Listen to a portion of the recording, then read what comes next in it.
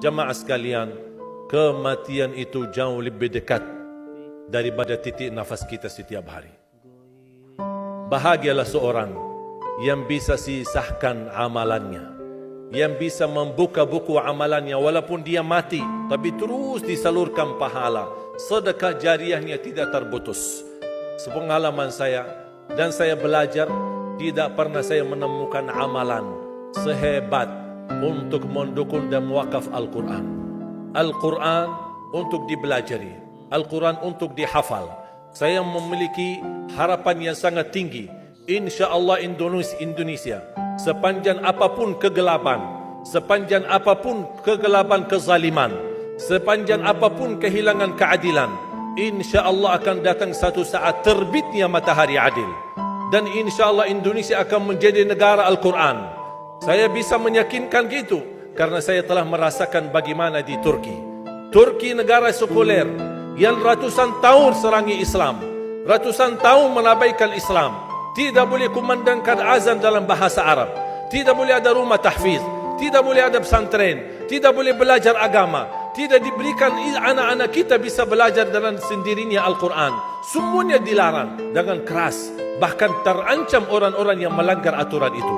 Allah subhanahu wa ta'ala melahirkan seorang presiden yang bisa membaca Al-Quran. Coba buka di YouTube bacaan Erdogan bagaimana. Itu dilahirkan dari negara sekuler.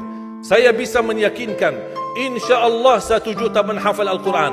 Dan bapa ibu mudah-mudahan masih punya umur akan mendengar pengumuman besar. Imam besar salat Idul Fitri dan Idul Adha sekaligus khatib adalah Presiden Republik Indonesia menghafal Al-Quran. Itu yang saya yakini. Dan saya tidak pernah merasa lelah. Dan saya selalu berkata sama istri, kalau saya mati itu pun karena saya bersama Al-Quran. Wallahi jamaah sekalian, yang bersama Al-Quran tidak akan merugi. Berkah rizkinya, berkah umurnya, terjamin kebahagiaan. Allah subhanahu wa ta'ala hanya minta satu, berkenan bersama Al-Quran di dunia. Apa yang kita dapat? Apa yang akan dibalas? Akan Al-Quran temani kita di dunia, akan temani kita saat sakratul maut, akan temani kita di kuburan membela kita, akan menemani kita saat kita dibangkit oleh Allah, akan menemani kita saat hisab, akan menemani kita saat berjalan di atas sirat yang sangat tipis dan panjang, bahkan tajam jalanannya. Begitu sampai ke surga, apakah Al-Quran melepas? Tidak akan melepas.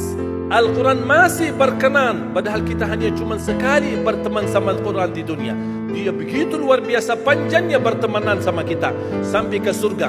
Bahkan akan temani kita masuk surga. Sebagaimana bersabda Rasulullah SAW, yuqalu liqari'il Quran, ahlul Quran di dunia yang kesibukannya baca, kesibukannya hafal, tidak membuangkan waktu sia-sia, selalu bersama Al-Quran. Allah suruh dia, bacalah dalam surgamu, naik derajatmu. Baca, naik lagi, tambah lagi baca, naik lagi, sampai di posisi mana pun anda berhenti baca, disitulah posisimu di dalam surga.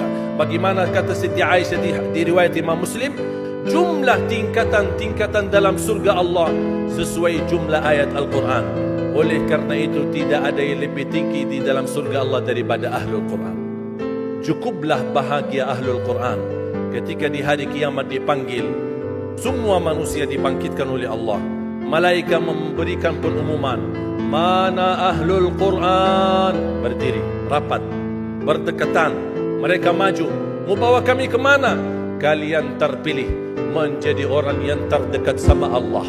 Karena Ahlul Quran adalah keluarga Allah subhanahu wa ta'ala. Bukan hanya kita sendiri yang mendapatkan anugerahnya dan manfaatnya. Semua keluarga kita, termasuk orang tua kita dan orang yang ada di sekitar kita. Makanya jemaah sekalian, kalau anda gagal penghafal Al-Quran, anakmu pun gagal penghafal Al-Quran, jangan sisahkan walaupun saham menjadi saksi baik di hadapan Allah. Ya Allah, saya belum hafal, anakku gagal penghafal Quran, tapi insyaAllah hartaku, usahaku, pikiranku, tenagaku bisa terus memperjuangkan Al-Quran. Apa saja, ya Allah, insyaAllah menjadi saksi baik. Dan nanti di hari kiamat, insyaAllah kita bersama Ahlul Quran mendapatkan syafaatnya Al-Quran di hari kiamat. kita sangat membutuhkan ayat-ayat yang dikumandangkan ketika meninggal dunia. InsyaAllah setiap satu huruf akan disalurkan 10 kebaikan. Mudah-mudahan semua yang hadir diberikan kemuliaan dan keanugerah dari Allah menjadi ahlul Quran, penghafal Al-Quran, penghayati Al-Quran, para pencinta Al-Quran, berakhlak-akhlakul Quran. Ya Allah, aku mohon atas izinmu ya Allah, kami bersama-sama bertemu di masjid ini. Berilah kepada kami kemuliaan bersama-sama bersama ahlul Quran di dalam surgamu ya Allah, ya Dzal Jalal wal Ikram, ya Arhamar Rahimin, ya Arhamar Rahimin.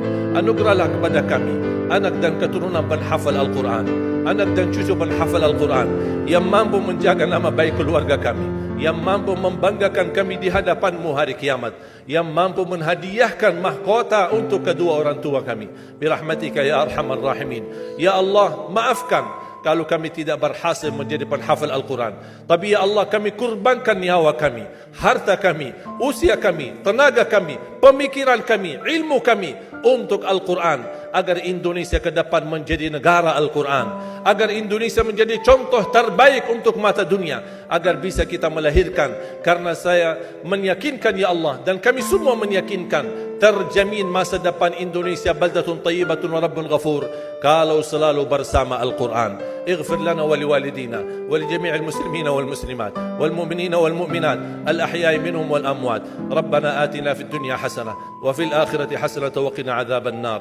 وصلى الله على سيدنا ونبينا محمد وعلى آله وصحبه وبارك وسلم والحمد لله رب العالمين. سبحانك اللهم وبحمدك أشهد أن لا إله إلا أنت أستغفرك.